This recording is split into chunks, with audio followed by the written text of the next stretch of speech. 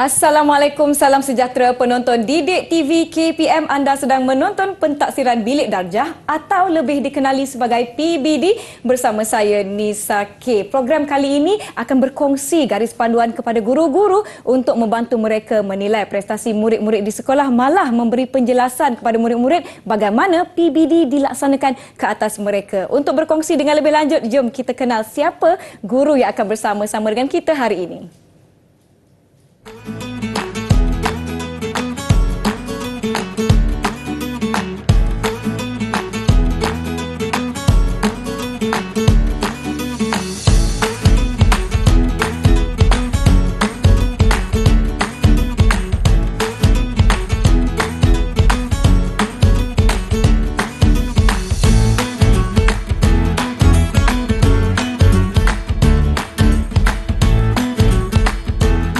Baiklah cikgu, sebelum kita tahu apakah tajuk yang kita nak bincangkan hari ini, kita juga dibantu oleh jurubahasa isyarat iaitu Cikgu Wan Nur Adli dari SMK Ibrahim Fikri, Kuala Nerus, Terengganu. Cikgu Hakim dah bersedia? Sudah bersedia. Jom kita teruskan sesi kita hari ini. Silakan cikgu. Baiklah. Assalamualaikum dan selamat sejahtera. Saya Cikgu Hakim dari sekolah SMK Taman Tuanku Jaafar. Kita akan bincangkan tajuk yang sangat penting untuk murid tahu, guru dan semua pihak perlu tahu. Baik. Apa tu Nisa K? Apa tajuk cikgu? Saya tertanya-tanya ni. Kan? Mari kita lihat. Jom kita teruskan. Okey. Kita akan berfokus kepada pentaksiran Bilik Darjah atau lebih dikenali sebagai PBD. Antara contoh tajuk yang kita akan bincangkan adalah eksploitasi di bawah pendidikan kesihatan tingkatan 3. Baik. Ada 3 perkara murid semua yang kita akan bincangkan. Yang pertama, memerihal maksud dan jenis eksploitasi serta punca berlaku eksploitasi. Baik. Dan kedua, membincangkan cara mengelakkan diri daripada eksploitasi dan situasi boleh berlaku eksploitasi. Serta dan yang ketiga, menilai kesan eksploitasi kepada diri, keluarga dan masyarakat. Nisa K, murid semua, perbincangan sangat penting kita tahu. Tajuk ini sangat penting. Kenapa? Okey, dalam topik eksploitasi ini, kita akan mendidik murid-murid untuk berkemahiran kecekapan psikososial untuk menjaga keselamatan diri. Baik. Baiklah Nisa, kita teruskan ya. Jom kita teruskan. Okey, baik, kita pergi yang pertama, memerihal maksud dan jenis eksploitasi serta punca berlaku eksploitasi. Kita pergi terlebih dahulu maksudnya. Baik. Okey, menurut Kamus Dewan, eksploitasi boleh didefinisikan sebagai perbuatan mengambil kesempatan untuk mempergunakan seseorang atau sesuatu keadaan yang tidak adil demi kepentingan atau keuntungan diri sendiri. Jadi, saya kata kunci ini, saya ambil sini, perbuatan mengambil kesempatan demi kepentingan diri sendiri ke arah cara yang tidak baik. Baik. Okey, seterusnya kita pergi lihat jenis-jenis eksploitasi.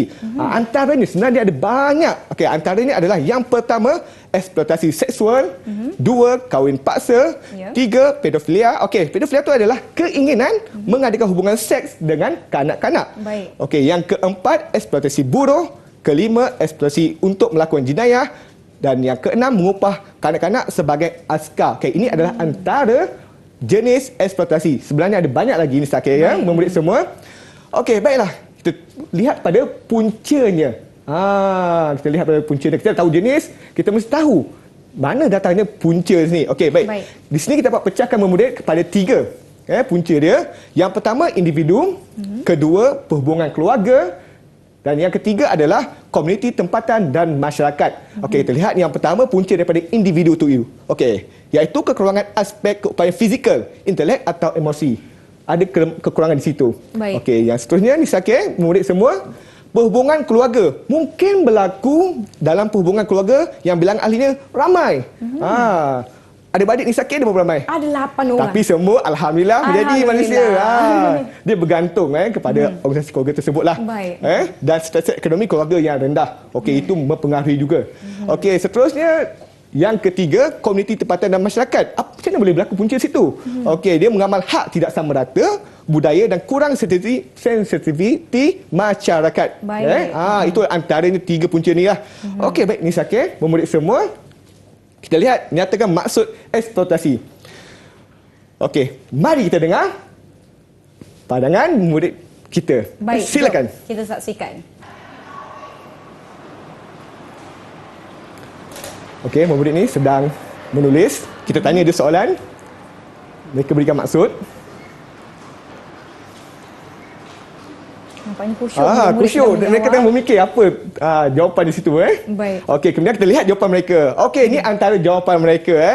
Okey, Nurin memberi maksud eksploitasi perbuatan mengambil kesempatan untuk memperguna seseorang atau suatu keadaan secara tidak adil seperti seks atau kahwin paksa. Okey, sini kita nampak kata kunci dia adalah mengambil kesempatan. Okey, seterusnya kita lihat ketika maksud eksploitasi adalah perbuatan mengambil kesempatan juga untuk mempergunakan seseorang tidak adil demi kepentingan atau keuntungan diri sendiri. Okey, kita nampak sini kata kunci dia mengambil kesempatan. Dua-duanya sama walaupun ada lain sikit maksud dia tapi ke arah tujuannya yang sama. Okey, betul. Kedua-dua jawapan ni adalah betul. Baik. Okey, seterusnya, apakah punca?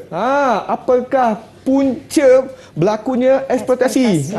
Tadi kita terang ni Syakir, murid semua cikgu dah terangkan. Adakah murid ini faham? Mari kita dengar Jom kita saksikan jawapan mereka. video Jom ini. kita saksikan.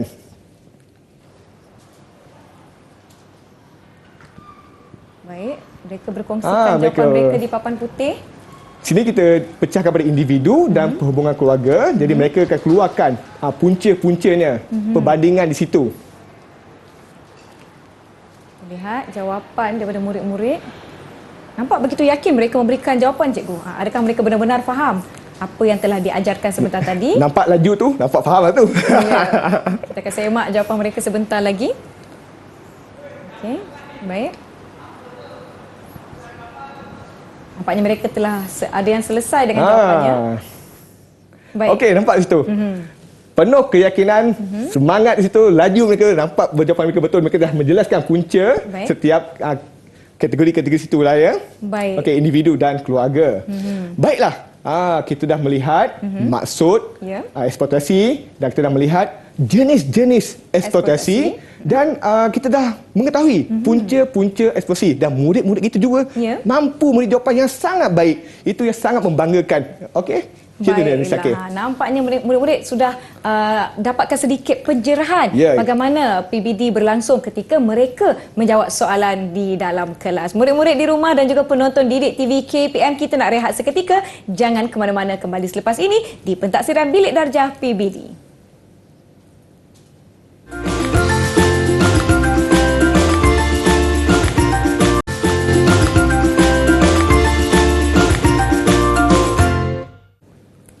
Kembali menonton Pentaksiran Bilik Darjah PBD dalam pendidikan kesihatan bagi sekolah menengah bersama saya Nisa K dan juga Cikgu Hakim. Cikgu, tadi kita dah tahu maksud eksploitasi, jenis eksploitasi dan juga punca. Kita nak belajar apa pula lepas ni, Cikgu? Baiklah Nisa, murid semua. Seterusnya ada lagi menarik. Mari kita lihat. Jom. Kita akan bincang adalah membincangkan cara mengelak diri daripada eksploitasi situasi boleh berlaku eksploitasi. Ini sangat penting murid semua untuk kita aplikasikannya. Baik. Tetapi sebelum tu, mari kita tonton video ini. Jom. Eksploitasi seksual secara dalam talian terhadap kanak-kanak di Malaysia semakin membimbangkan apabila lebih 100,000 alamat protokol internet IP berdaftar di negara ini dikesan membuat perkongsian kandungan lucah membabitkan golongan itu sejak 2017 hingga Ogos lalu. Data Polis Diraja Malaysia PDRM itu menunjukkan perkembangan tidak sihat terutama membabitkan golongan kanak-kanak. Jadi anak-anak ini perlu kita lindungi supaya mereka ini terselamat daripada gejala-gejala mereka jenayah seksual ini yang ada di antara mereka yang cuba untuk mengambil kesempatan. Dalam masa yang sama, kajian juga menunjukkan bahawa pengawasan ibu bapa terhadap pengguna internet di kalangan kanak-kanak semakin berkurang.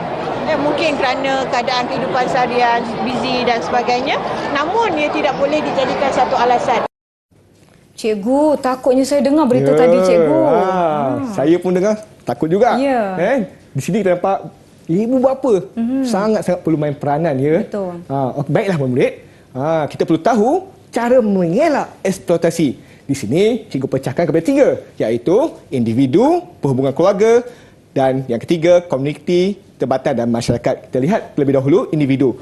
Dengan mendapat pendidikan yang baik, bila kita ada pendidikan yang baik, ia mampu untuk kita mengelak daripada dieksploitasi. Okey, kedua, perhubungan keluarga yang mana perlu meningkat taraf mutu kehidupan.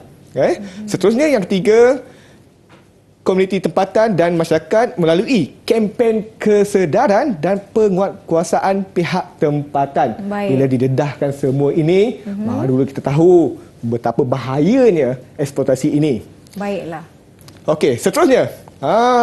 Kita dah dengar berita tadi, sangat bimbang, Ya. sangat dengar sangat takut. Betul. Lepas tu saya pun, Cikgu Hakim dah terangkan cara-cara mengelak eksploitasi ini.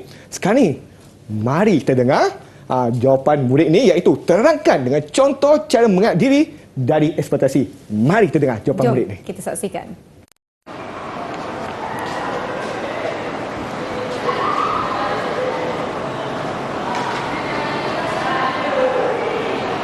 Salah satu cara untuk mengelakkan daripada berlakunya keadaan ini ialah melalui dengan pelbagai kempen kesedaran dan penguatkuasaan pihak tempatan.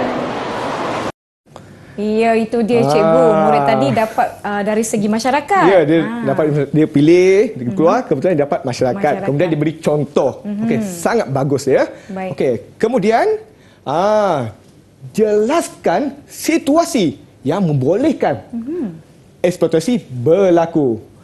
Jom kita lihat video murid ini. Jom. Kishwin, sila bangun. Tadi kita telah mendengar rakan kita Nur Iman telah memberitahu bagaimana cara untuk mengelak berlakunya eksploitasi ini. Bagaimana situasi sebaliknya?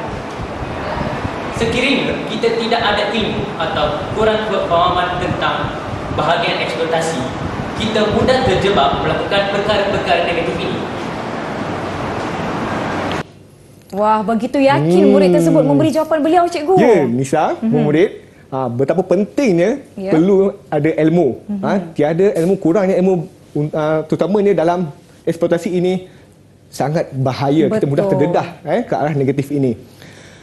Baiklah, kita pergi perbincangan kita yang ketiga, iaitu menilai kesan eksploitasi kepada diri, keluarga dan masyarakat sekiranya tidak terkawal. Apa yang akan berlaku, Nisa, Apa dia, murid cikgu? semua? Baiklah, mari kita lihat yang seterusnya. Nisa, saya rasa perlu ambil watak ni. Boleh, tak ada masalah. Saya ambil murid lelaki tu. Baik. Nisa ambil murid perempuan ya. Boleh, cikgu. Okey, sebelum tu saya baca di atas terlebih dahulu. Daniel dan Hana sedang berbincang tentang kesan eksploitasi terhadap diri, keluarga dan masyarakat setelah mengikuti kelas pendidikan kesihatan. Cikgu Hakim, tambah Baik. sikit. Okey, baik, kita mula ya. Boleh. Bolehkah awak terangkan tentang kesan eksploitasi? Eksploitasi membawa kesan negatif kepada diri, keluarga dan masyarakat. Antara kesan eksploitasi... Baik Nisa, ini biar saya Boleh. terangkan. Pertama, perkembangan mental yang lambat. Kedua, ketidakupayaan berfikir secara rasional iaitu melihat sesuatu yang negatif sebagai logik. Ketiga, mudah terpengaruh dan melakukan aktiviti tidak bermoral. Keempat, kesihatan diri terganggu kerana mengambil bahan terlarang.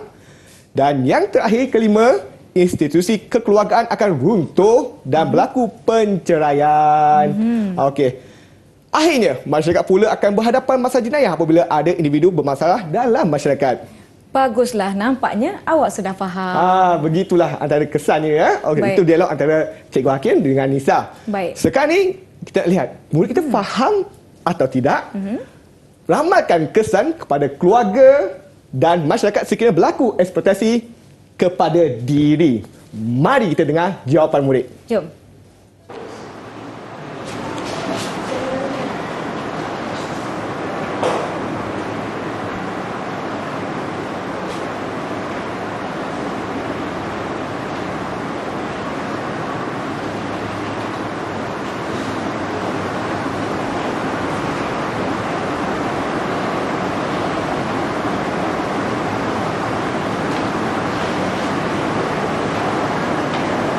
Institusi kekeluargaan akan runtuh dan berlaku perceraian. Anak-anak pula berhadapan masalah lain dari rumah dan kebarangkalian bunuh diri atau melakukan aktiviti yang tidak bermoral. Itu dia cikgu, Ya. jawapan yang telah diberikan oleh murid kita. Seorang lukis, seorang meneka. Gambar tu memberi maksud apa? Dan diberi maksud perceraian dan menyebabkan anak yang menerima kesan negatifnya. Ya. Seterusnya, mari kita melihat terlebih dahulu menghasilkan karya secara kreatif dan kritis berkaitan kes eksploitasi untuk disebar luas. Jadi kita perlu pengetahuan umum pada semua orang. Ya. Apa itu eksploitasi? Bagaimana cara murid-murid kita ini untuk menyebarkannya? Baik. Mari kita Jom lihat. kita saksikan. Jom saksikan.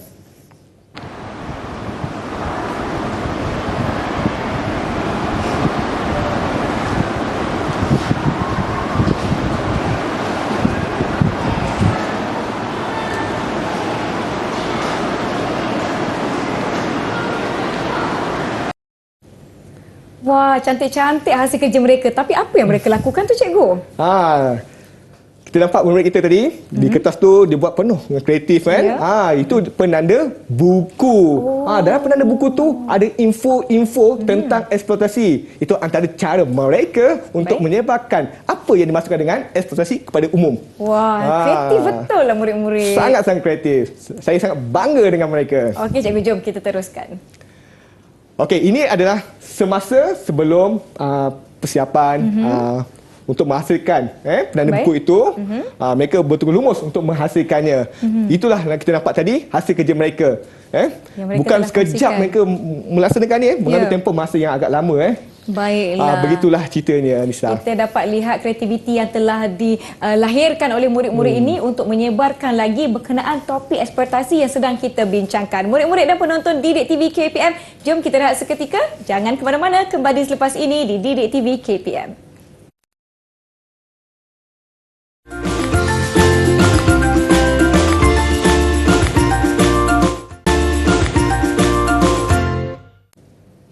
Masih menonton pentaksiran bilik darjah PBD dalam pendidikan kesihatan bagi sekolah menengah bersama Cikgu Hakim. Cikgu, kita dah bertanyakan mereka soalan, mereka telah kongsikan jawapan. Bagaimana mereka dinilai berdasarkan pentaksiran bilik darjah ni, Cikgu? Baiklah Nisa, murid semua, kita dah dengar, saya dah beri macam-macam soalan dan Ya. murid pun telah memberi jawapan yang sangat kualiti. Bagaimana pula saya nak mengetahui tahap penilaian mereka? Mereka dah menguasai atau tidak? Di sini saya akan jelaskan dengan lebih terperinci. Mari kita lihat. Okey, tahap penguasaan lebih dikenali sebagai TP. Okey, dipecahkan kepada 6. 1, 2, 3, 4, 5 dan 6. Berperingkat-peringkat. Maksudnya sehingga ke 6 tu dia lebih baiklah memberi jawapan itu. Tahap kesukarannya lebih tinggi. Lebih tinggi. Baik. Okey, di sini adalah soalan-soalan yang saya telah beri kepada anak-anak murid ini. Yang pertama yang saya tanya tadi adalah menyatakan maksud eksploitasi. Baik. TP berapa kalau soalan seperti ini? Dia merupakan TP1. Macam mana kita boleh katakan dia TP1? Sebab dia adalah menyatakan mengetahui. Dia adanya kata kunci mengetahui yang kita dengar tadi. Anak murid kita memberi maksud dengan tepat. Baik. Itu kita klasifikasikannya sebagai TP1. TP1. Okey, seterusnya adalah mengenal pasti punca eksploitasi. Ini adalah soalan kedua yang saya bagi dan mereka memberi jawapan tepat. Betul. TP berapa yang sesuai? Itu disebut sebagai TP2 sebab mereka memahami. Mereka dapat memahami, mengeluarkan punca tadi perbandingan punca-punca. Jadi situ menunjukkan TP2. Kemudian soalan ketiga saya tanya tadi menjelaskan dengan contoh cara mengelakkan diri daripada dieksploitasi. Ini TP berapa pula TP 3 ke, Cikgu? Ya, dapat macam turutan kan? Ya. Okey. Ya, TP 3 iaitu mengaplikasi. Mengaplikasi dengan melaksanakan kempen. Sebab murid kita tadi dia Nur Iman dia dapat katakan berikan contoh iaitu kempen yang mana kempen akan beri pendedahan tentang eksploitasi ini secara umum. Jadi bila ada pengaplikasian seperti ini dia merujuk kepada TPT 3 sebab dia berikan contoh. Okey, seterusnya menghuraikan situasi yang membolehkan eksploitasi berlaku. Okey, ini dia melihat kepada situasi. Bila melihat situasi dia seperti menganalisis. Menganalisis apa yang berlaku semasa kalau kita situasi begini. Jadi murid kita memberi jawapan. Perlunya ada ilmu tentang eksploitasi. Jadi bila kita ada ilmu, kita tahu bahayanya eksploitasi ini. Dan kita akan berjaga-jaga. Di sini menunjuk kepada TP berapa, Nisa? TP 4. TP 4 murid-murid ya. Okey, baiklah. dia semakin meningkat tahap kesukaran tu. Jadi dia semakin meningkat tepi dia lah. Kemudian kita pergi yang kelima. Baik. Iaitu soalan saya tanya tadi adalah meramalkan kesan kepada keluarga dan masyarakat sekiranya berlaku eksploitasi kepada diri. Di sini lebih ke arah menilai. Lebih ke arah menilai. Jadi tadi kita lihat murid kita seorang yang melukis melukis gambar ibu bapa. Dua orang ibu bapa di dalam bentuk hati, kemudian hati tu pecah. Hati pecah. So saya pun sedap apa dia buat ni sebenarnya kan. Tapi murid tu pandai. Dia dapat teka Nisa. Sangat pandai murid tu. Lepas tu murid tu memberi jawapan ibu bapa mereka bercerai. Dan dia memberi kesan negatif impak kepada diri anak-anak itu, melihat apa yang berlaku di hadapannya, orang yang terdekat dan begitu, dan itu menyebabkan anak-anak itu melakukan perkara-perkara yang terlarang dan terdedah dengan ke arah eksploitasi. Di situ berlakunya penilaian. Anak tu menilai mak ayah dia bercerai. Itu merujuk kepada tahap penguasaan TP5. Okey, ini TP yang tahap kesukaran yang sangat tinggi. Kalau dapat ni, murid ni sangat bagus. Kalau murid-murid ni dapat melaksanakannya. Iaitu TP6. Iaitu apa dia? Menghasilkan karya secara kreatif dan kritis berkaitan kes eksploitasi untuk disebar luas. Saya, kalau bayi-bayi mereka dapat soalan macam ni pun susah untuk saya jawab. Nak buat macam mana nak menyebarkan macam lagi mana kita nak kesedaran tentang eksploitasi. Tapi murid-murid ni, dia tahu apa yang perlu dilakukannya. Jadi mereka berbincang, mereka fikir-fikir, bincang dalam kumpulan. Dapatlah satu idea Nisa. Idea apa tu Nisa tadi? Menghasilkan penanda buku. Menghasilkan penanda buku. Dan kita lihat mereka menghasilkan penanda buku tu sangat kreatif Nisa. Macam-macam bentuk ada. Macam-macam warna. Warna. Dan mereka meletakkan maklumat-maklumat penting, info-info penting. Apa bahayanya eksploitasi di dalam penanda buku itu. Itu mereka dapat menghasilkan dengan sangat cantik. Lepas tu info tu, yelah, kita kalau tengok benda cantik, kita pun lebih seronok, lebih dekat untuk mengetahui apa yang ni. Contoh kawan-kawan kita Nisa. Betul. Buat menghasilkan satu benda menarik. Kita kena datang dekat tengok tak? Betul. Apa yang dia tulis tu. Jadi secara tidak langsung kita kan, kamu tulis eksploitasi, ada info-info situ, dan secara tidak langsung kita pun tahu bahayanya eksploitasi itu ya Nisa. Betul. Begitu bijaknya murid-murid ni dan sangat kreatif mereka. Saya sangat bangga dengan mereka. Yang bila mereka dapat menghasilkan itu merujuk kepada TP apa Nisa? TP6 yang mana mereka dapat menjanakan idea. Mereka menjanakan idea. Contohnya mereka dapat berfikir penghasilan apa dia, iaitu penanda buku dan meletakkan info-info penting di dalam penanda buku itu. Di situ kita boleh bagi dia TP6. Ini bermakna cikgu, apabila murid dapat menjawab setiap soalan yang diberikan mengikut tahap kesukaran, tahap penilaian ataupun penguasaan mereka akan semakin tinggi. Ya, semakin tinggi. Sekarang saya dah faham cikgu, dan sebenarnya sesi kita telah pun sampai di penghujungnya. Cemburu betul masa dengan kita. Sebenarnya ada banyak lagi. Ada banyak lagi. Betul. Jadi saya minta Cikgu Hakim untuk kongsikan kesimpulan terhadap apa yang sama-sama telah Cikgu kongsikan kepada penonton Didik TV hari ini. Baiklah. Kita dah melihat murid-murid kita menjawab soalan-soalan mengikut kehendak. Jadi mereka perlu tahu kehendak-kehendak soalan dan tahap-tahap soalan. Kalau mereka mencapai soalan-soalan yang diberikan itu, kita boleh tahu tahap kemampuan mereka di mana. Betul. Contohnya, kita lihat di sini. Andai kata mereka dapat menjawab sampai TP3, tapi TP4 mereka jawab salah, kita tahu tahap kemampuan mereka hanya sampai di TP3 sahaja. Jadi bila kita tahu tahap dia sampai ke TP3 contohnya, saya sebagai guru, kita sebagai guru, kita perlu tahu apa tindakan yang sepatutnya yang kita perlu lakukan kepada murid yang sampai tahap di mana paras dia. Baik. Baiklah, ini bermakna guru-guru juga boleh menilai sekiranya sampai tahap TP4 bagaimana nak membantu murid untuk mencapai ke TP yang lebih tinggi.